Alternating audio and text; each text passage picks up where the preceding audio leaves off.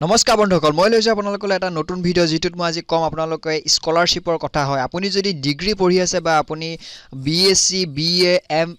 B pharm বা যি তেনেকুৱা ধৰণৰ কিবা যদি ডিগ্ৰী কোৰ্স কৰি আছে তেতিয়াহলে আপোনালোকৰ কাৰণে এটা স্কলাৰশ্বিপ আছে যেটোৰ এপ্লাই কৰাৰ লাষ্ট ডেট হৈছে মাৰ্চত সো তাৰ বিষয়ে সঠিককৈ জানি লওঁ তাৰ কাৰণে আপোনালোকে নিজেও যাব পাৰিব যিকোনো এটা ব্ৰাউজাৰত গৈ পেলাই আপোনালোকে মই গৈছো ক্ৰম ব্ৰাউজাৰত গৈ আপোনালোকে সাৰ্চ কৰিব লাগিব ফাউণ্ডেশ্যন assamfoundation.net হয় আপোনালোকে assamfoundation.net তাত গৈ আপোনালোকে পাই যাব স্কলাৰশ্বিপৰ কথা লিখা আছে একাডেমিক স্কলাৰশ্বিপ 2018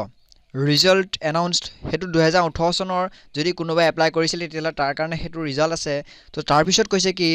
এতিয়া এপ্লাই কৰিবৰ কাৰণে যেটো আপোনালোকৰ কিছুমান ৰুলস এণ্ড ৰেগুলেশন বা আপোনালোকৰ এলিজিবিলিটি কিয়া হ'ব লাগিব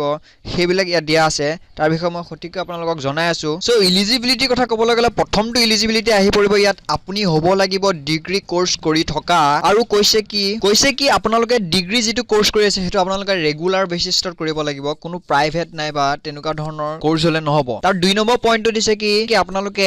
higher secondary pre university CBSE ISC যিবিলাক কোৰ্স আছে বোৰ্ড এক্সামছ আছে সেই এক্সাম জিলা আপোনালোকে ক্লিয়াৰ কৰা হ'ব লাগিব 3 নম্বৰ যেটো আপোনালোকৰ কোৱালিফিকেশন বেছি আছে হেতু হৈছে কি আপোনালোক বিলো পভাৰ্টি লাইনৰ তলৰ হ'ব লাগিব বা আপোনালোক বিলো পভাৰ্টি লাইনৰ হ'ব লাগিব যেটো আপোনালোকৰ পাৰ ইয়াৰ যেটো ইনকাম আছে হেতু 50000 তলৰ আপোনালোকৰ বা 50000 হ'ব লাগিব যেটোৰ পৰা আপোনালোকে হেতু কাৰণে এপ্লাই কৰিব পাৰিব তাৰ পিছত 6 নম্বৰ পইণ্টটো দিছে কি 6 নম্বৰ পইণ্টটো কৈছে কি আপোনালোকৰ ৰেসিডেন্সিয়াল পাৰমিশন যেটো আপোনালোকৰ এড্ৰেছ আছে হেতুৰ কাৰণে এখন যিখন পিআৰসি কয় হেখন আপোনালোকৰ লাগিব ভেৰিফাই হোৱাৰ লাগিব তাৰ পিছত কৈছে কি এপ্লাই কৰিব কেনেকৈ এপ্লাই কৰিবৰ কাৰণে আপোনালোকে ইয়াত দিয়া আছে যে for completing application online click here so ইয়াৰ আপোনালোকে এপ্লিকেশন ফৰ্ম যিখন আছে তাৰ আপোনালোকে ক্লিক কৰাৰ পিছত যেটো এপ্লিকেশন ফৰ্ম ফিল আপ কৰি পেলাই আপোনালোকে সাবমিট কৰিব পাৰিব আৰু মই ক্লিক কৰি আপোনালোকক দেখুৱাইছো ইয়াত ক্লিক কৰাৰ পিছত ফৰ্মখন ওপেন হ'ব যিখন ফৰ্ম আপোনালোকে সো এনেকৈ এখন ফৰ্ম খুল খাব যিখনৰ লিখা থাকিব একাডেমিক্স তবা কৈছে তলত আপোনাৰ ফুল নাম লাগিব মিডল মানে প্ৰথম নাম তাৰ আপোনালোকৰ সিওৰ নেম লাগিব ডেট অফ বাৰ্থ জেন্ডাৰ এনেকুৱা ধৰণৰ যিখন ফৰ্ম আছে এখন বহুত দীঘল ফৰ্ম আছে যিখন আপোনালোকে ফিল আপ কৰিব লাগিব ফিল আপ কৰাৰ পিছত আপোনালোকৰ ফাইনাল যিখন ইয়াত লিখিছে ইয়াত আপোনালোকৰ 200 ওয়াৰ্ডছৰ ভিতৰত এটা সিম্পল কোৱেশ্চনৰ এনসাৰ লিখিব লাগিব যেটো কৈছে কি why do you believe you are deserving of this scholarship so scholarship খনৰ কাৰণে কিয় আপুনি ডিজাৰ্ভ বা কিয় আপুনি হেতু কাৰণে এপ্লাই আপোনাক দিব লাগে হেতু লিখিব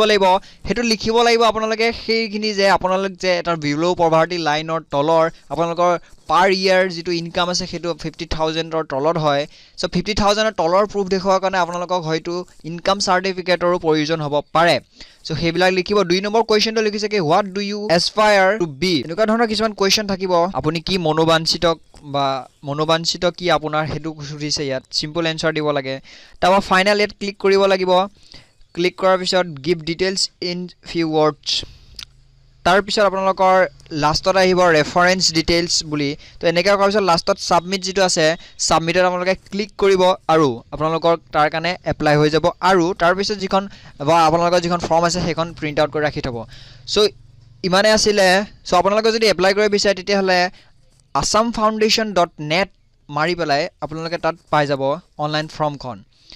সো আজিলৈ ইমান আছিল যদি ভিডিওটো ভাল লাগিল লাইক কৰক শেয়াৰ কৰক আৰু কমেন্ট কৰক কিবা যদি আপোনালোকৰ অসুবিধা আছে